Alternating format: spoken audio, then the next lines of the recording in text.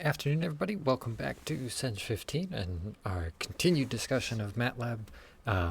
We're going to pick up more or less where we left off, really in the same pattern as we did with Excel. So when we were first figuring out how to interact with Excel, we started out with that normal distribution, and then we started adding functionality to it to learn more about coding or programming concepts, right? Things like reusing previous values, creating variables, indexing, referencing, that sort of thing.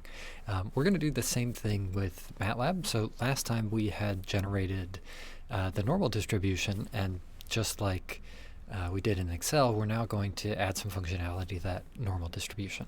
We're going to highlight the plot, add some spinners, and that sort of stuff. So just to refresh you from where we were with Excel, now probably 2 weeks ago, this is the kind of functionality that we were interested in for that normal distribution. And we're going to do pretty much all of this today. Yeah, we should have just about enough time to cover all of that. So we're going to add this line that goes on here. I guess I can just highlight it this way. We're going to add the dot that goes here. We're going to add this vertical line. We're going to add the 3 controllers, one for mu, one for sigma, and then one to control the location of that dot. And then last, we're also going to add the text that's sitting here. So just as a heads up on what all of the functions are in Matlab that reproduce the same thing that we've got here, this one is going to be a combination of the title function and a new function that we're going to learn, which is called sprintf.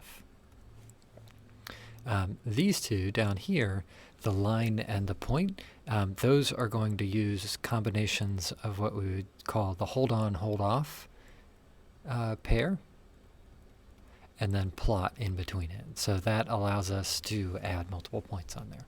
And then the 3 controllers that we've got up here, these are called Numeric Sliders in Matlab. So Matlab doesn't have exactly a spinner that just kind of goes up and goes down, but I think you'll see when we get to the Numeric Slider that it's actually easier to use the slider than it is the spinner, although they can do different things. They are kind of built for different things on there. So that's where we're headed. We're going to reproduce this over in Matlab. So let's go ahead and switch back over there. Just a few reminders too about how to sort of navigate in Matlab, because eventually you're going to have to find the files that you're generating. Like you're going to have to download homework files and then edit them, and then edit by that I mean complete the code, and then zip them and send them back to Canvas to turn them in. When you're sitting inside of Matlab, this is your working directory. So this is your, what Matlab calls your current path. So the current path is where the current folder is located, and these are the files that are in that folder. So if you download stuff and it's not on your current path, which there's no reason that they have to be, you can always use this open button right here next to it and navigate your way over to wherever it is that you downloaded it and work on them in there.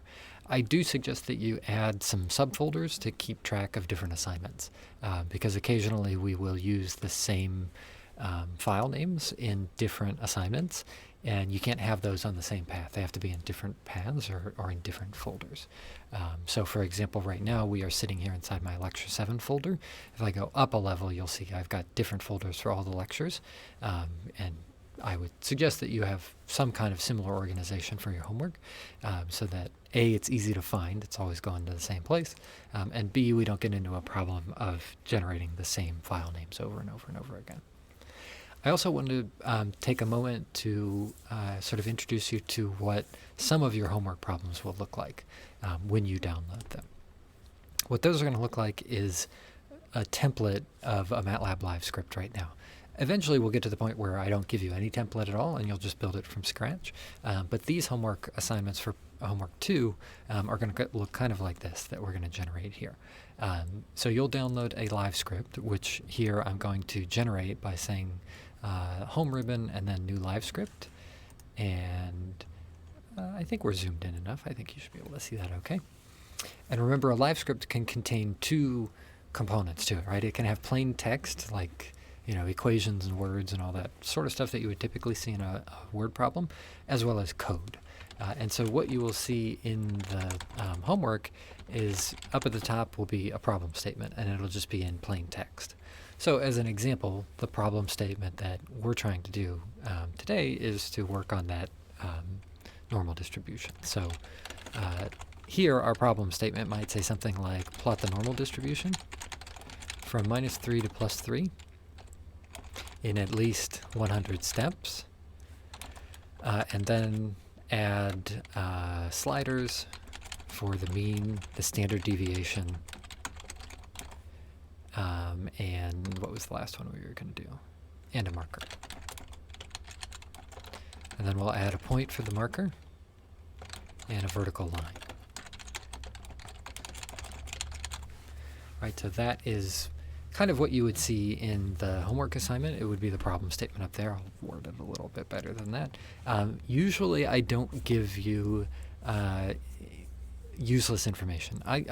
You might think some of it is useless in the sense that I'll try to give you a sentence or two of background on why you might want to do something or why we are studying that in a particular problem, but I don't put information in there that is meaningless to the problem. So for example, I would not say something like, note that z is equal to 4, just to try to throw you off, right? I don't just throw information in there that makes you think about something that's ultimately not useful. So all of the information that's in there is most likely necessary, or it's kind of in the nature of background. And then what you'll see is a code environment here, and it'll say something like, put your code here. And that's what a basic homework template will look like on Matlab for this kind of a homework that we're on right now for homework 2. Like I said, later on, we'll just start with problem statements, and you'll have to generate these from scratch. But as I just did here, it's not that hard to generate them from scratch. I just got you started on these today. I am going to save this so that I don't lose it. Put it as lecture 7B. And I'm just going to grab really quick the picture of the normal distribution just so we have that function, because I don't remember every time what that function is. That's what I want. There we go. So here's our function. That's the thing that we're trying to plot. And let's approach this like we did last time. How do we get some values of x, right? We want to make a plot, so we need to generate some values of x from -3 to +3. We got to do it in at least 100 steps, and then we have to evaluate this function and plot it. So as a repeat of what we had done sort of at the end of lecture last time, and I do apologize, there's a jet flying overhead, which hopefully that's not too loud. Hold on, I'm just going to mute this for a second.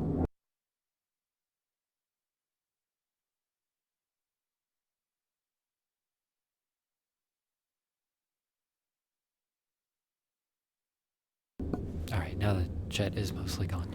So to generate those values for x, Linspace is a good function for that. It'll go from -3 to +3.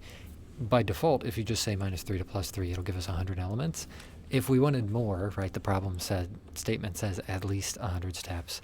If we wanted to do 500, you can add the optional third input argument and say how many points do I want on there.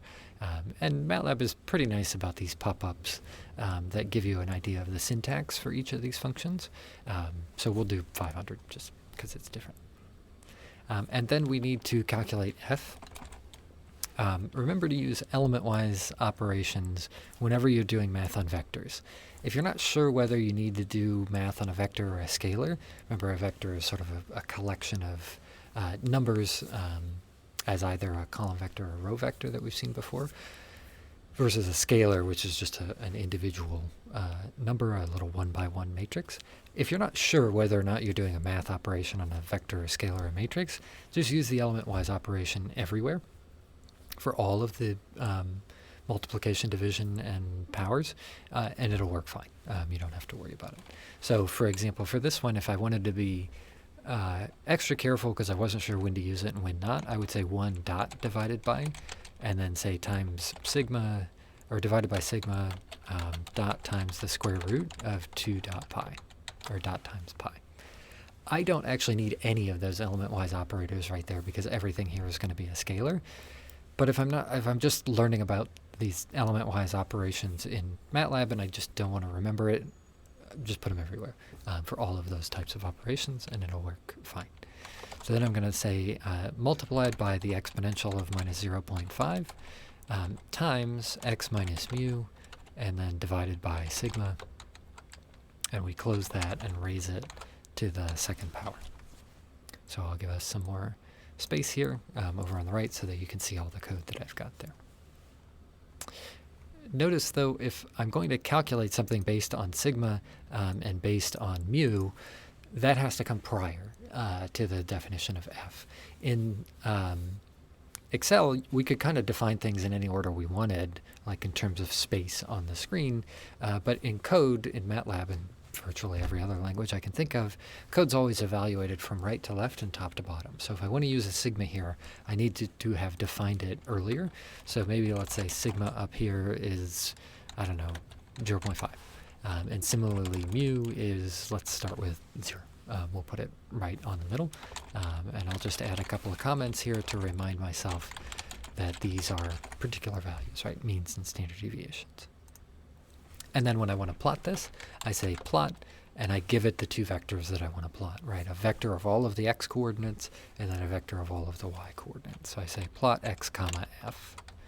And I want this line to be black, so I use the k line specification. So I pressed apostrophe on my keyboard and then k and then apostrophe. That creates what's called a string, which is why this is in sort of that fuchsia or purple color. And that is a way for us to tell Matlab I would like this to be in black as opposed to some other color. To run your script, there are a couple of different ways you can do it. You can come up to the live editor ribbon and go to run, and that'll run it just fine. But if you hover on the run button, it should show you the keyboard shortcut, which here you can see for mine, it's F5. I'm on a PC, so most of you should be F5 if you're also on PC, but I don't know what it is on Mac. So I will hit F5. I got a little wee tiny plot over here, so let's just resize this window a little bit so that you can see it. And there we go. There's our plot. The first thing we're going to do is quickly annotate this plot and show you the three most common annotations that we need. Those annotations are add an x-axis label, add a y-axis label, and add a title, just like we did in Excel. So let's give ourselves some space here and say annotate the plot. If you wanted to add an x label, the command for that, or the function for that, is x label. The pop-up even says exactly what we're doing, label the x-axis. And then you put inside of that a string that is whatever word or whatever phrase you want to put over there. So maybe I can say something like my x value. Similarly, the y-axis is y label, so I could call this f of x, and title is that, which is just title. So I might call this normal distribution. And if you run that, you'll get exactly what you expect, which is a couple of labels on all of your axes and your title. Not unlike what we did in Excel, although personally I think it's a little bit easier to do this than in Excel. Remember, we had to go add the axes label and then like do a double click and select it all and delete it and then type it. I feel like this is somewhat more straightforward because you can just say, this is what my X label should be, and if I don't tell you what it is, then don't put an X label on there, which is kind of nice. So that's our basic plot annotations, and we'll see a few more as we go. Let's do the next part of adding the point and the line. And I want to review a little bit of how we went about setting that up over in Excel. So let's just switch over there real quick.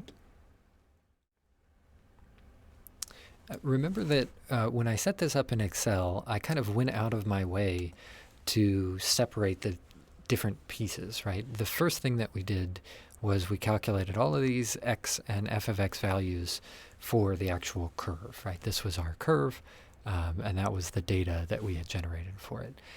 And then I went out of my way to generate another little point over here and say, okay, go in and make a new x and a new f of x just for the point, right? So we had generated sort of a little miniature table there just so that we could put a point. And then we went and did the same thing for the line, right? We generated some x values and some f of x values. And when we were drawing the line, all we had to do was connect the bottom point, which was down here, up to the top point up here, and Excel would draw a line for us, and MATLAB's going to do the same thing. So we're going to repeat this same sort of process where we set up the different sort of sub-data sets. It's not that this is the only way to do it. There are other ways to do it, but this is kind of convenient because it's clear when you're looking at the code exactly why you're doing each one of these steps. So we're going to lay out our code roughly the same way that we do here. And we'll start with that point and then come back to the line. Let's add a little bit of notation. First of all, we will scooch the plot down a little bit. So we'll say create plot down here. So we'll put all the plot commands here. We'll come in and finish up the plotting later. But the first thing that we'll do is identify those different data sets that we're supposed to be working with. So this was the section that we would use for the curve, right? This was the full curve. We generated 100 values of x and 100 corresponding values of f. The other things that we need to do is we need to generate a point and we need to generate a line. You can't use the same variable names in your code unless you want those values to be overwritten. Usually, well, I shouldn't even say usually. A fair amount of the time, we don't want those values to be overwritten. So when I create a point here, I can't, if I just call it x and then f, that's going to overwrite the values that I have already written on lines 6 and 7 for x and f. I usually don't want that, right? I want the point to exist at the same time as the curve.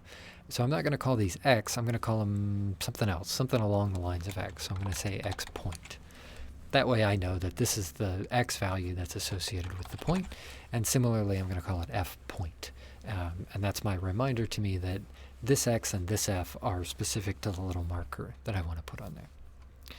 We can pick any old value for x point, let's say 0.75. It's just a value that's going to be moving along our plot. And then we have to calculate the corresponding value of f point. It is nice to reuse your code whenever you can.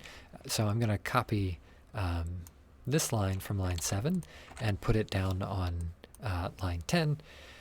But I need to be careful that I update the references. Remember, in Excel, whenever you would copy-paste a formula from one place to the other, the references would move with it. That doesn't happen when you're typing in code. So if you copy-paste a line of code, it copy-pastes exactly what that function was. And the problem is that in our f point, it's still calculating based on x. And our x was what we had defined up here, which is that Linspace element. And instead, we want this x to calculate based on the x point value that we have over here. So just be careful when you copy code that you update the references. The sigma and the mu values, those are okay. This sigma and this mu, that's okay because we want those to point back to the same value of sigma and the same value of mu that we had used before. So that's fine. We don't have to update those. But the x is something that we have to update, and we don't want it to calculate based on x, but rather x point. And that way we've got our new value of f point calculated based on x point. If we want to then add those to the plot, we'll come back to the line here in a moment. If we want to add that to the plot, there's a special keyword that we have to use to say, MATLAB, every plot command that I give you after this, please put it all on top of the same figure, which is what we had in Excel. The keywords for that are hold on. So this says put all following plots on same figure. And every time you call hold on, there should be a corresponding hold off. And this just says stop putting plots on same figure. If you do another plot after hold off, it'll probably just overwrite all of the other stuff. We'll see a way around that here in a little while later. But now every plot command that's in between those hold on and hold off, they all go on the same figure. So if I want to also plot my x point and my f point, I can say something like plot x point and f point, and we're going to make it a red circle. So the RO here means red circle. So we put apostrophe K apostrophe, and that means a black line. And it means no marker. The red circle, the RO means red circle with no line. If we were to have more than one data point on here, they would look like dots. But at the moment, we don't need dots. We just need a single dot. So now if I hit F5 on here, I will make this code bigger here in a moment so that you can see it again. And we make our plot a little bit bigger. We can see, sure enough, we do have a red dot on here. It is right there. It's a little bit hard to see because it's an open dot. So when it's like this, it's a little hard to see. What we would probably prefer is a filled circle that looks something like that. It's a little bit easier to fill in. This kind of behavior, first of all, this is default, right? All of your points will by default be unfilled. If you want to fill in the marker itself, there's a property that we can set called marker face color.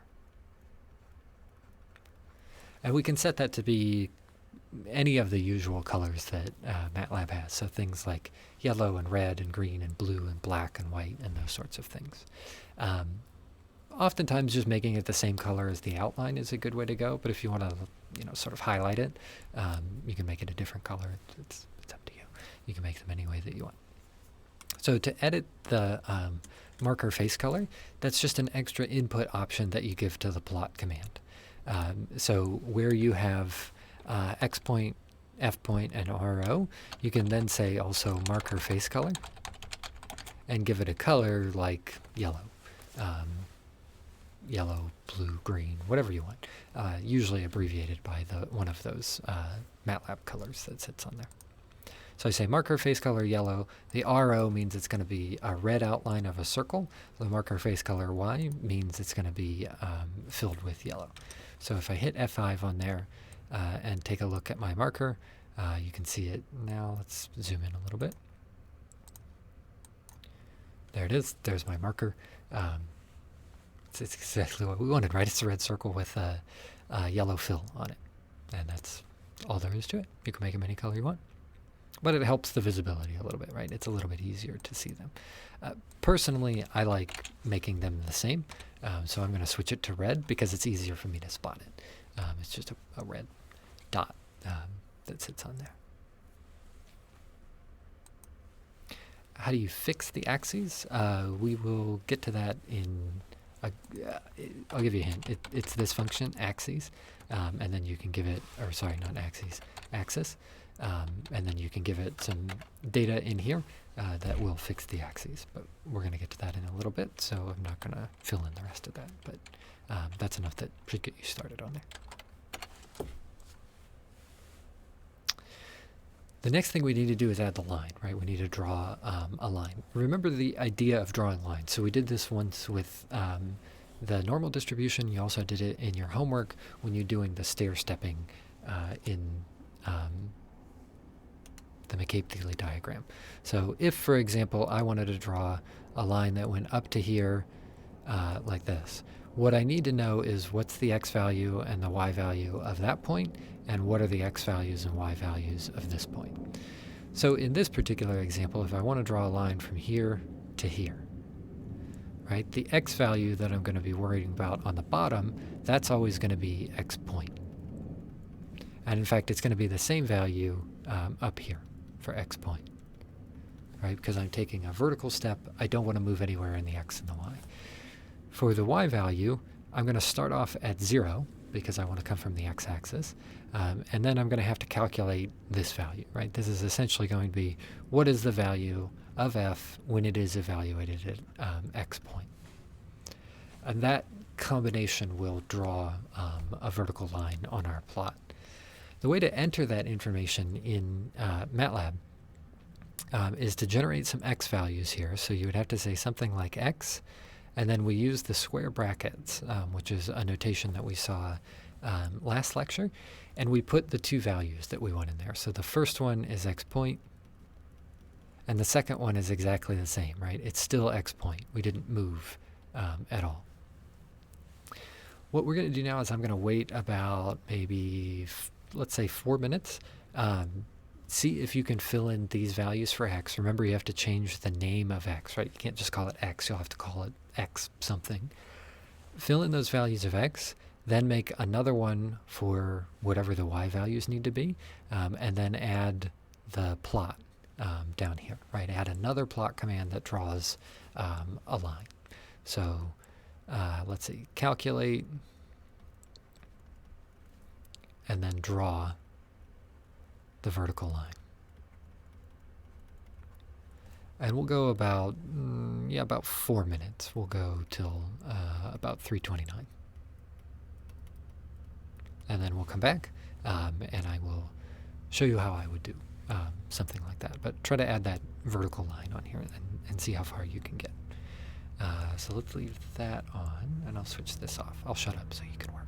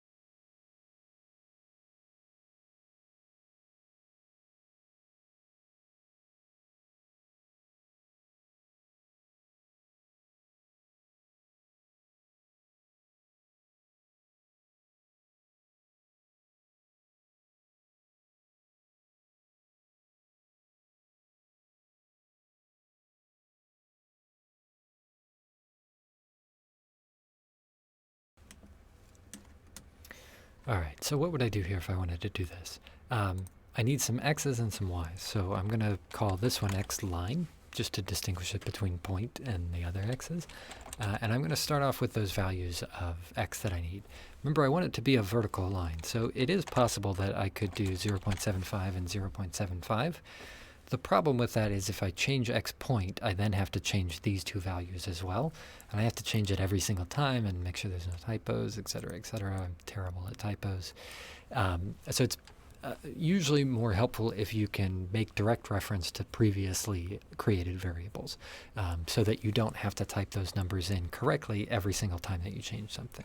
So instead, I would say this is something like x point and x point. And that way it'll always be linked back to the original value. And then I need to generate some values for f of x to represent this line. So I'm going to call those f line. The first value, or I should say before we even get to the first value, I know I have to have two values. So I know it has to look something like this. The general structure has to be some kind of a value that matches to the first x value and some other value that matches to the second x value. That's how plots get made. So it always has to be that kind of a correspondence. The first one is just 0 because it started off down there at 0. The second one is whatever the value of f of x is evaluated at x point. I happen to already have that formula up here in line 11. So one option that you may have considered is I can take this whole formula, copy it, and paste it down here into this cell. Or I shouldn't say this cell, this entry. That would work perfectly fine. It does become a little bit less readable in the sense that I now have to double check to make sure that formula is the same. What if I made an error in line 11? I would have repeated that error here, and if I took some time to track that error down, I may forget that I actually copy-pasted that code somewhere else. And here is another example where if you've already calculated something, it's nice if you can go grab it and use it again. So instead of putting the formula in there, we could also say go up to f point. Right? It's the same numerical value that we have already calculated back there on line 11. So we just reuse it, right? We just kind of structure it in a new way. And that way it will, A, there's only one place where the formula is used for f point, and B, the logical connection between what am I drawing the line to, like from what point to what point, is a little bit more clear, right? We can see that the y value goes from 0 to f point rather than 0 to some other formula that I now have to sort of reinterpret if I ever want to troubleshoot it. So this is how I would do it, although there are other ways that would be correct, right? They would work as well. And then to plot it, we say x line and f line. And I'll just make this one red to stick with the color scheme that we were using over in Excel. So here is my vertical line. Great, that is exactly what I wanted to do. A few other things that we wanted to do. A was add sliders, which in Matlab we have to use sliders. We can't use spinners. And we also wanted to make the text up here in the title auto-update to show us the value of that point.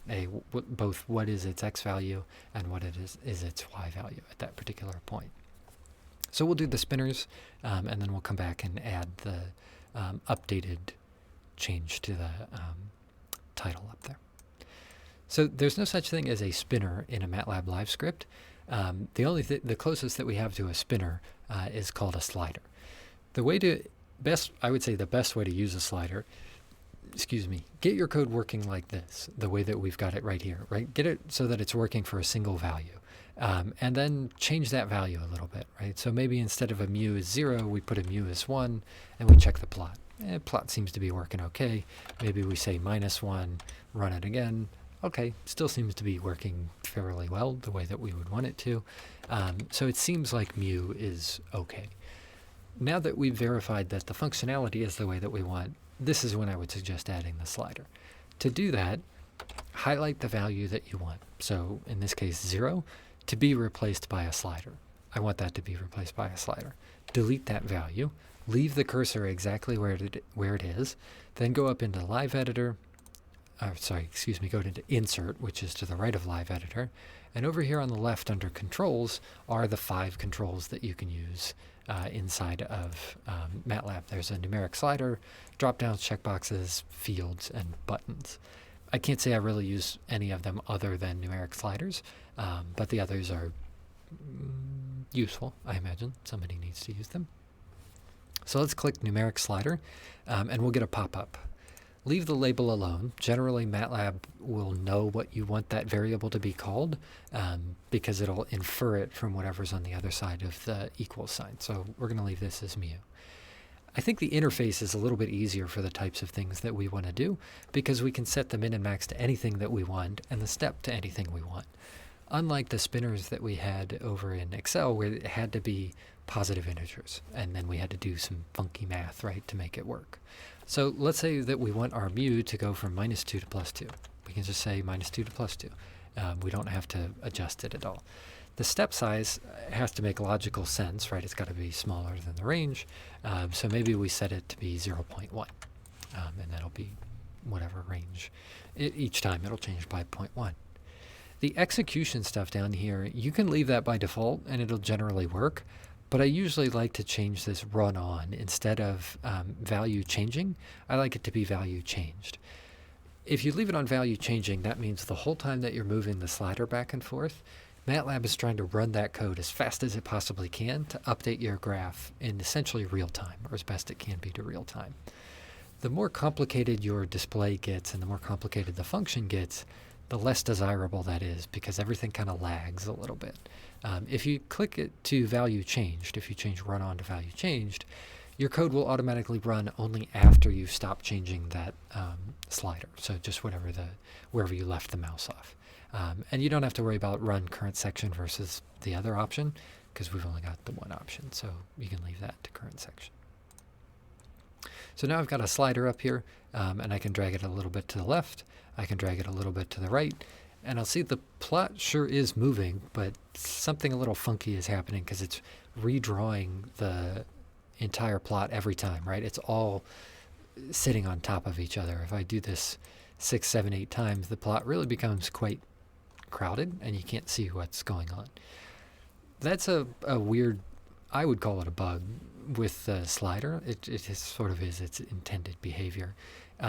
But if you want it to sort of wipe the plot and start over again each time, right before hold on, you can add the word figure. And this means start a new figure. So it'll take whatever was previously there, it'll just kind of junk it and then start you a new figure right after that. And so now when I move this slider up here, you'll see it wipes the plot and redraws it each time, which is what we want, right? We don't really want every single plot to be overlaid on each one as we go. So, and you can set that to be exactly what you want. You don't have to play the games where, oh, I want this to change by 0.2, so I have to take the value that's produced by the spinner and divide by 20 or 10 or whatever it is. You can just ask it to change by the value you want directly, and it'll do exactly that. So take, let's say, about 3 minutes here, 3-4 minutes.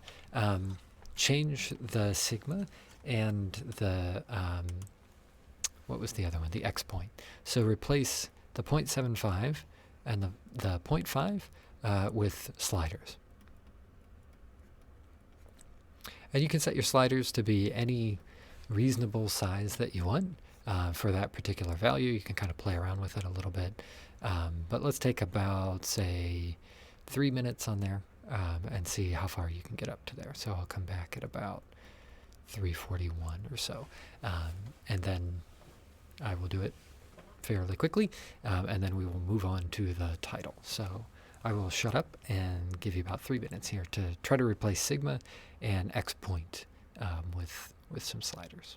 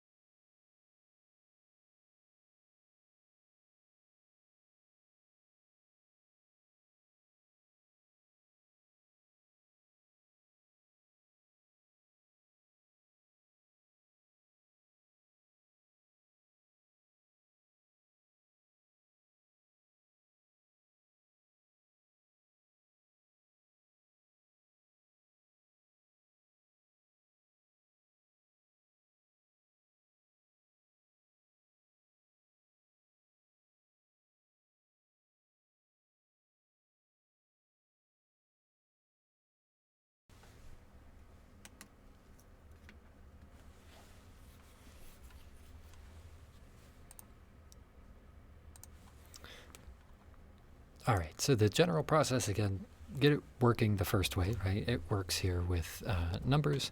Highlight the number that you want to have a slider replace. Delete that number. Go to Insert, Control, Numeric Slider, and then set the values that we want on here. So let's start off with sigma the same way, right? Maybe we want to go from -2 to +2 in the steps of 0.1 or something like that. Again, I like to change the execution to run on value changed rather than changing, so that my code's not trying to run as fast as I possibly can. And then I can take a look at this. So I move sigma a little bit to the right. Seems like it's working okay. If I move sigma to the left, I'll notice I appear to have made a logical mistake somewhere because sigma cannot be negative. So the more I move to the left, it's sort of like flipped my plot upside down. But you can edit the spinners if there are, or excuse me, edit the sliders once they're already placed by right-clicking and saying Configure Control, and it'll bring up the values that you've seen that we have set previously. So instead of the min being -2, I would set that to something like 0.1, right? Some positive value slightly above 0. And now it will behave the way that I want, right? It is limited to the range that I'm interested in. Similarly with x point, highlight the number I want, delete it, add a numeric slider, set it to some value between, let's say, -3 and 3. Maybe I'll change the step size this time to 0.25 and change it when the value is changed. Oops, I must have messed that up. 0.25. Oh, I did -3 to -3. Can't do something like that. And now I can slide that x pointer around, and it will go to wherever I want. You could also use this with indexing. We are going to spend some more time on indexing on Friday, because indexing in Matlab is a really crucial tool to getting a lot of stuff done. But it's a little bit harder, I think, to grasp the first few times around, because you can't see what it's doing, right? You just have to know what it's doing. And there are a few ways that you can kind of work through what it's going to do, but it's not laid out quite as nicely as Excel, which is why we actually started indexing in Excel first, so that you could see where it's going to. But for now, I think the sliders with numerical values like this, it's going to be fine for your homework problems. The last thing that we wanted to do to annotate our plot was to change the title.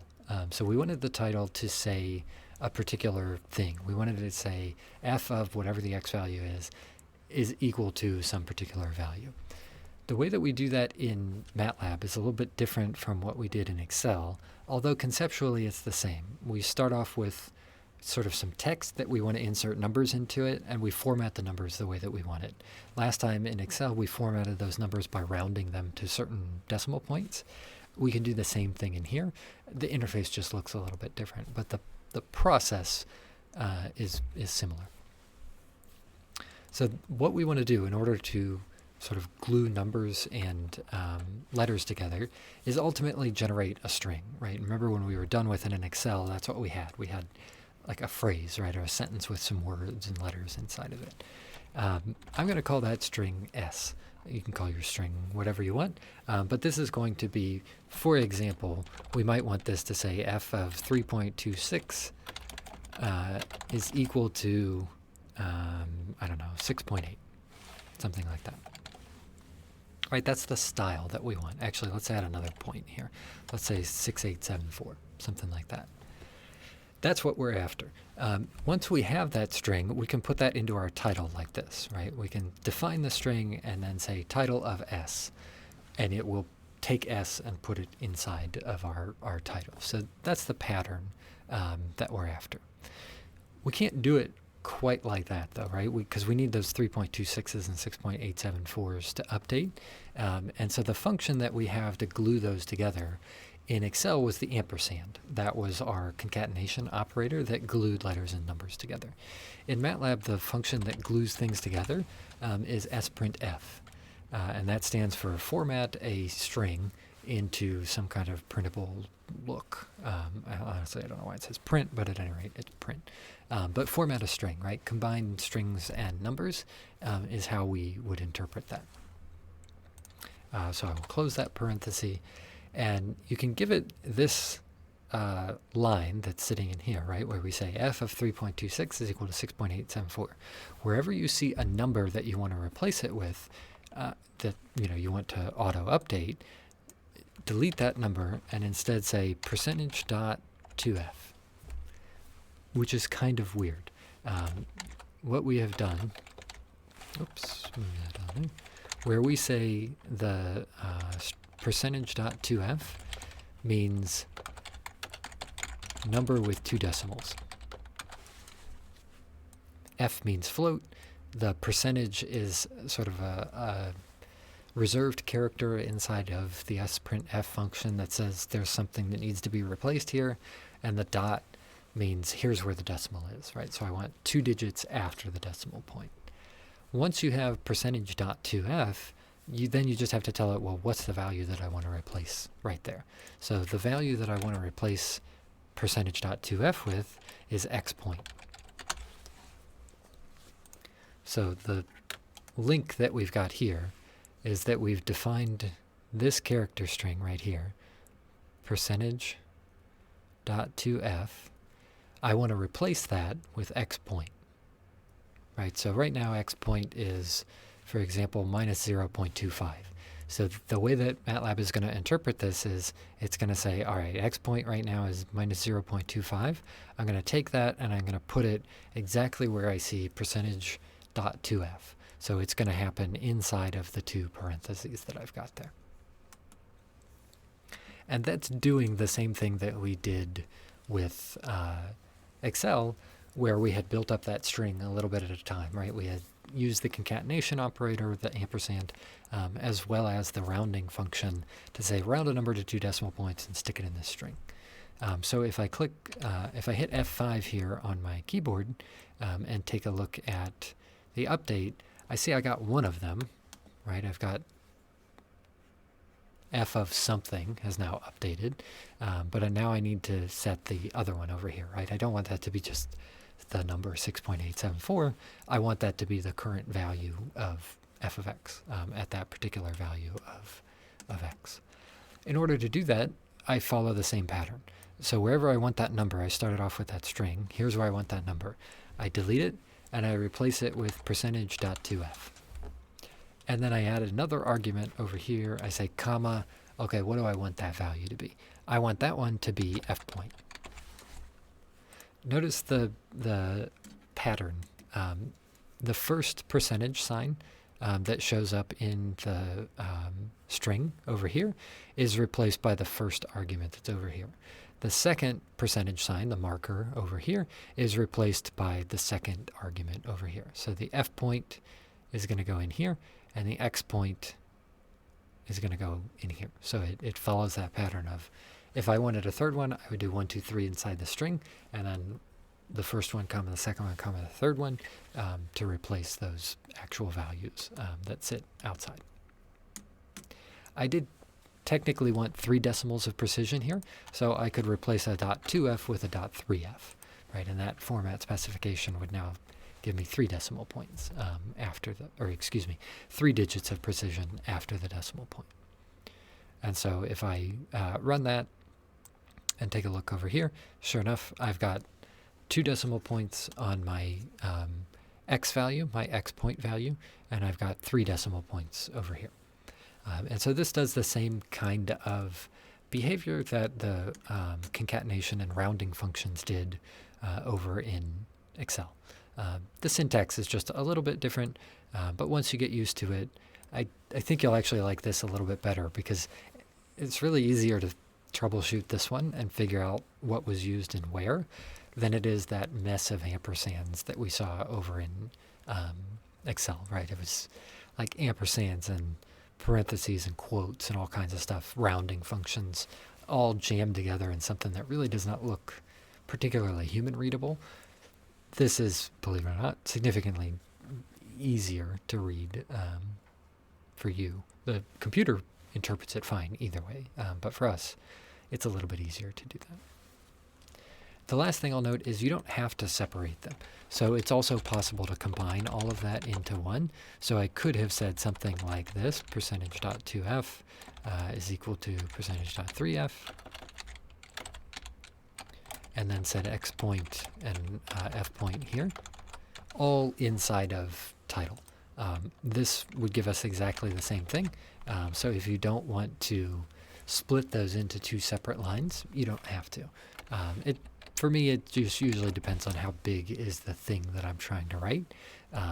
If it's small, I might do it like this. If it's more complicated, I'll probably break it into two separate pieces. But this is also okay. If you wanted to put it directly inside of the title, you can do that. So I'm going to wrap it up here. All of these concepts are the ones that you need for homework 2, problems 1 through 3. Problems 4 and 5 are the random walks, which we haven't gotten to yet. We're going to introduce those on Friday after we spend some time talking about indexing, because it's A, important, and B, a little bit harder to keep track of in Matlab. But I'm going to wrap it up here for today. Please do stay safe out there, stay healthy. I have my office hours tomorrow for our lab times between 11 and 1, so feel free to stop into Zoom over there, and I will hang out over here on Canvas chat if you've got any other questions. So I will see you all either tomorrow or on Friday. Have a good one, everybody.